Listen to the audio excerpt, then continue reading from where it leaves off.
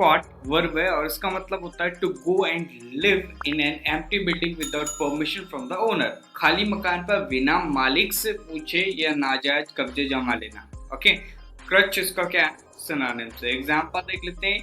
They spotted in an old house in King's Cross when their money ran out. तो जब उनके पैसे खत्म हो गए ना तो उन्होंने क्या करा, किंग्स क्रॉस में क्या करा, एक पुराना घर था उसमें जाके वो रहने लग गए। ओके, तो बिना परमिशन के किसी प्लेस पे रहना, ओके, जाना, ओके, तो that action is known as squat.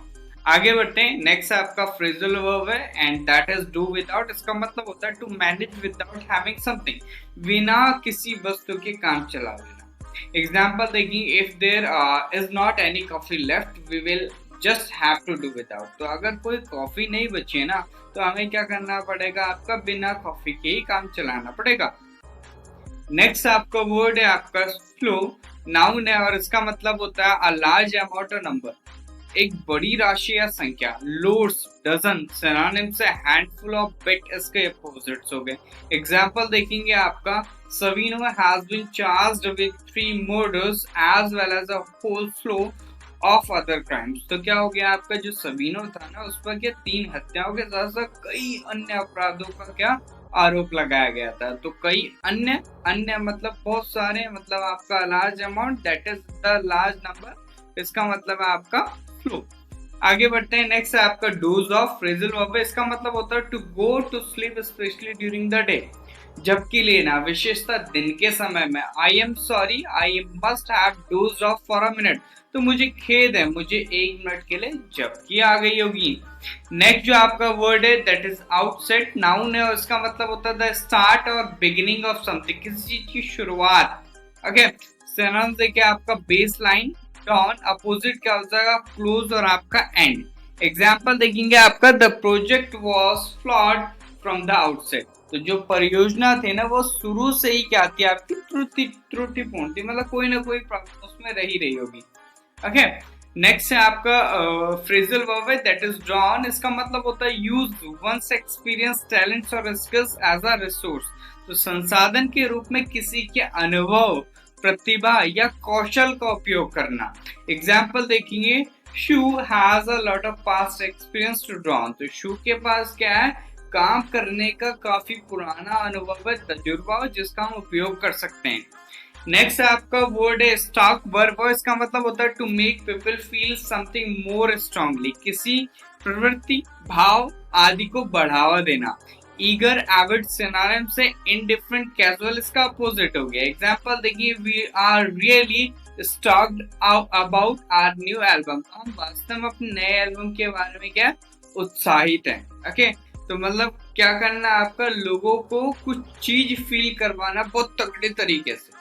Okay, तो दैट इज स्टॉक। नेक्स्ट आपका ईडियम है at someone's beck and call. इसका मतलब होता है always ready to do whatever someone asks. तो कोई जो कुछ भी कहे उसे करने के लिए हमेशा तैयार रहना।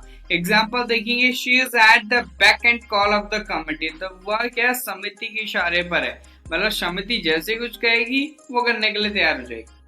नेक्स्ट है आपका अमेंड वर्ब, इसका मतलब होता है to change something slightly in order to make it better, बेहतर बनाने के लिए जरा सा सुधारना या फिर कोई चीज में संशोधन करना। इम्प्रूव्ड, इनहांस्ड इसके सिनोनिम से विटिएटेड, इम्पेयर्ड इसके अपोजिट्स हैं।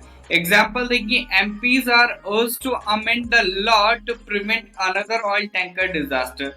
तो सांसदों से क्या है, एक और तेल टैंकर आपदा को रोकने के लिए कानून में संशोधन करने का आग्रह किया गया। नेक्स्ट आपका ईडियम है that it make ends meet. इसका मतलब होता है to have just enough money to pay for the things that you need. तो आपकी जरूरत की चीजों के भुगतान के लिए पर्याप्त धन होना। एग्जाम्पल देखिए, it is not easy to make both ends meet. Okay, make ends meet with a big family but somehow we manage. तो एक बड़े परिवार के साथ गुजारा करना आसान नहीं है भाई, लेकिन हम किसी तरीके से मैनेज कर लेते हैं। ओके, नेक्स्ट आपका वर्ड है मजल वर्ब, इसका मतलब होता है टू स्टॉप अ पर्सन और an organisation from expressing independent opinions. तो किसी व्यक्ति या संस्था को स्वतंत्र राय व्यक्त करने से रोकना। सेंसर, गैग सिनोनिम से एक्सपोज, रिवील इसके अपोजिट्स हैं। एग्जाम्पल देखिए, the new secrecy act will muzzle the media and the opposition. जो आपका नया गोपनीय अधिनियम है ना, वो मीडिया और विपक्ष का मुंह क्या बंद कर देगा। नेक्स्ट आपका ईडीएम है, that is be in hot water. इसका मतलब होता है टू बी इन और get into a difficult situation in which you are in danger of being criticized or punished। Okay, तो ऐसी कठिन परिस्थिति में होना जिसमें आपकी आलोचना या दंड दिए जाने का बहुत खतरा हो। एग्जाम्पल देखिए, he found himself in hot water over his comments about immigration। तो अप्रवासन के बारे में उसने क्या करी, कुछ टिप्पणियां करी होंगी और उन टिप्पणियों को लेकर वो क्या आपको उसने खुद को विवाद में डाल दिया, मुश्किल में पड़ गया हो। ओके, पड़ गया। नेक्स्ट जो वर्ड है वो आपका डिफरेंशियल एडजेक्टिव है। इसका मतलब होता है पोलाइट एंड शोइंग रेस्पेक्ट, विनम्र और सम्मान दिखाना। रेस्पेक्टफुल, डिफरेंट इसके सिनोनिम से इंसल्टिंग और एब्यूजिव इसका अपोजिट है। एग्जाम्पल देंगे, she is always extremely differential towards anyone in authority. तो वह क्या सत्ता में बैठे किसी भी व्यक्ति के प्रति हमेशा क्या बेहद आदर पूर्ण व्यवहार करती, मतलब बहुत अच्छे से पोलाइट तरीके से। नेक्स्ट स्टेटमेंट है to take something away from somebody as a punishment. तो दंड स्वरूप कोई वस्तु जब्त कर लेना। ओके, तो दैट इज कन्फिस्केट, वह ध्यान रखिएगा। एग्जांपल देखिए, any cigarettes found in school will be confiscated. Okay, तो जो आपकी स्कूल में कोई भी चीज पाई जाएगी, मतलब कोई भी सिगरेट पाई जाएगी, तो उसको जब्त कर लिया जाएगा एज अ पनिशमेंट। नेक्स्ट जो आपका वर्ड है दैट इज ओवरली, ये आपका एडवर्ब है। इसका मतलब होता है टू और वेरी, भी और बहुत। अनड्यूली, एक्सट्रीमली इसके क्या है सिनोनिम से, मॉडरेटली, रीजनेबली इसके अपोजिट्स हैं। एग्जांपल देखिए, अर्लियर सेल्स फोरकास्ट वो ओवरली ऑप्टिमिस्टिक। तो पहले की जो आपकी बिक्री थी ना, वो आपकी पूर्वानुमान से क्या थी, अत्यधिक आशावादी थी, मतलब अच्छी थी।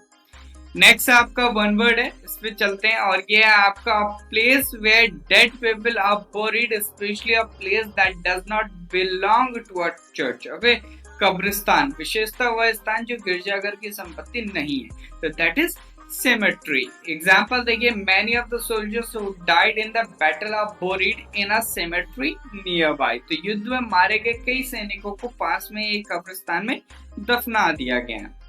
नेक्स्ट जो वर्ड है वह आपका स्किमिश नाउन है, और इसका मतलब होता है short fight between groups of people, लोगों के बीच झड़प।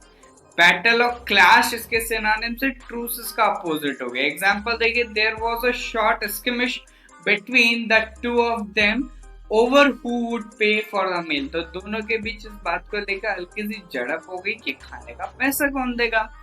नेक्स्ट जो आपका वन वर्ड है वह आपका स्मॉल बिल्डिंग और room that is used for by some Christians as a church और फॉर प्रेयर। ओके, तो गिरजाघर या प्रार्थना कक्ष के रूप में प्रयुक्त छोटी इमारत या कमरा, दैट इज चैपल, नाउन है। एग्जांपल देखिए, the college has its own chapel. तो कॉलेज का अपना चैपल है, मतलब जहाँ कॉलेज के बच्चे प्रेयर कर सकते। नेक्स्ट आपका होलिस्टिक, नाउ एडजेक्टिव है, ध्यान रखिएगा। इसका मतलब होता है considered as a whole thing rather than a collection of parts. Okay, अखंड रूप में, समग्र रूप में। कंप्लीट और फुल इसके क्या सिनोनिम से, ऑटोमिस्टिक इसका अपोजिट हो गया। एग्जांपल देखिए, my doctor takes a holistic approach to disease. तो मेरा जो आपका डॉक्टर है ना, बीमारी पकड़ने के लिए समग्र दृष्टिकोण का क्या करता है, उपयोग करता है। तो ये तो था आज का वोकैबुलरी सेशन। आई होप आप सभी ने एंजॉय करा होगा। सेशन को लाइक करिएगा, शेयर करिए, चैनल को सब्सक्राइब करिएगा। मिलते हैं नेक्स्ट सेशन। टिल देन, जय हिंद, जय भारत।